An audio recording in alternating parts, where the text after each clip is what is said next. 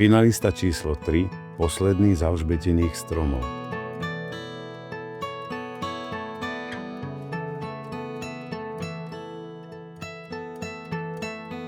V obci Baloň stojí mohutný platán, ktorý je tichým svedkom viac než storočnej histórie tohto miesta. Je posledným zachovaným stromom z pôvodnej výsadby tzv. Pamätných alžbetiných stromov. Ich výsadba bola nariadená koncom 19. storočia na počesť kráľovnej Alžbety, známej aj ako kráľovná Sisi.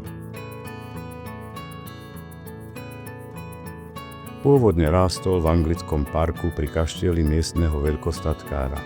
Kaštieľ a aj väčšina parku časom zanikli a toto miesto sa zmenilo na nepoznanie.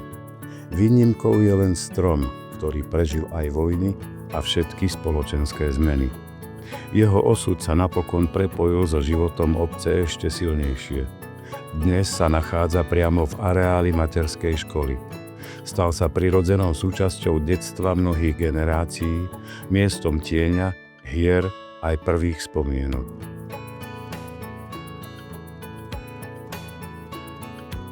Platán v Baloni je majestátnou pripomienkou toho, že silu si človek aj krajina nesú v tom, čo pretrvá. A práve preto zostáva pýchou obce aj oporou pre ďalšie generácie, ktoré pod ním vyrastajú.